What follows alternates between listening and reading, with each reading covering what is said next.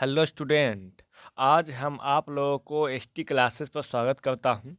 और आज हम वैदिक काल के जितने भी सारे ऑब्जेक्टिव हैं हम लेकर आए हैं। हम 35 ऑब्जेक्टिव क्वेश्चन लेकर आए हैं। जो हमारे वीडियो को लाइक सब्सक्राइब एंड शेयर नहीं किए हैं वो कर लीजिए। चलिए स्टार्ट करते हैं। तो पहला क्वेश्चन है फ्रेंड्स कि वेद का शाब्दिक अर्थ क्या है। तो वेद का शाब्दिक अर्थ क्या होता है। तो वेद का शाब्दिक अर्थ होता है ज्ञान, नॉलेज। ज्ञान, नॉलेज। 2 नंबर कि सर्वाधिक सर्वाधिक प्राचीन वेद कौन सा है। तो कौन सा है? ऋग्वेद है। कौन है? ऋग्वेद है।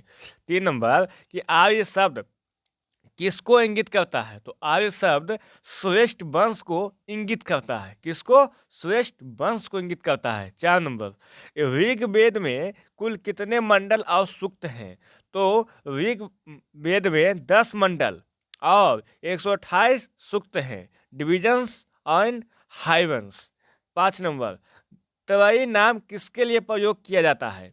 तो त्रयी नाम वेद के 4 वेद होते हैं। वेद 4 गो होते हैं, ऋग्वेद, सामवेद, यजुर्वेद और अथर्ववेद। उसमें से 3 वेद के किया जाता है, ऋग्वेद, सामवेद और यजुर्वेद के लिए। 6 नंबर यज्ञ संबंधी विधि विधानों की जानकारी किस वेद से प्राप्त होती है।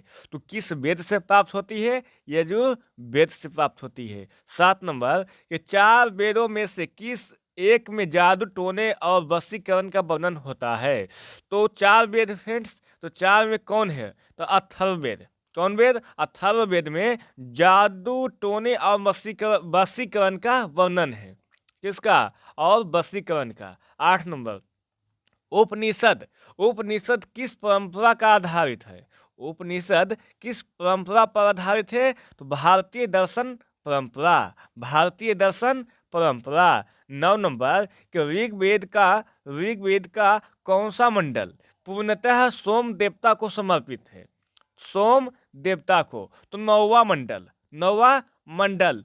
10 नंबर कि अध्यात्म ज्ञान से संबंधित नचिकेता और यम का संवाद किस उपनिषद से प्राप्त होता है। तो कौन उपनिषद है? कठोपनिषद। कठोपनिषद। 11 नंबर कि उपनिषद काल के राजा अश्वपति किस स्थान के शासक थे फ्रेंड्स। तो के थे। 12 नंबर कि मोक्ष प्राप्ति के साधन की चर्चा किस वैदिक साहित्य में की गई है। तो किस में की गई है? उपनिषद से की गई है। 13 नंबर फ्रेंड्स वैदिक नदी अस्किनी की पहचान।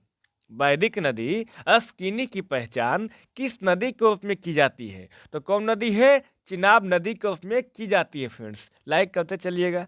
14 नंबर आरंभिक वैदिक साहित्य में सर्वाधिक बार वर्णित नदी कौन सी है। तो कौन सा ऐसा नदी है जो आरंभिक वैदिक साहित्य में बहुत ज़्यादा बार लिखा गया है। तो सिंधु नदी के बारे में दिया गया है। 15 नंबर कि ईरान से भारत में आर्यों की आने की सूचना किस अभिलेख से प्राप्त होती है। तो किस अभिलेख से प्राप्त होती है? तो बोगज कोई अभिलेख। 16 नंबर कि उत्तर वैदिक काल में किस क्षेत्र को आर्य संस्कृति की धूल समझा जाता है। तो अंग एवं मगध क्षेत्र की। 17 नंबर गोत्र।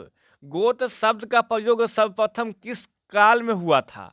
तो गोत्र का प्रयोग सबसे पहले ऋग काल में हुआ था, ऋग वेद काल में हुआ था। 18 नंबर कि ऋग वेद काल में जनता का विश्वास किसमें था। तो ऋग वेद काल में जो पब्लिक थी, जो जनता थी, वह बलि एवं कर्म कांड में विश्वास ज्यादा रखते थे।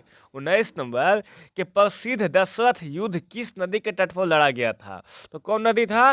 परुशनी, जिसको हम अभी रावी नदी के नाम से जानते हैं। देखिए फ्रेंड्स एक नोट लिखे हैं कि दशरथ युद्ध, दस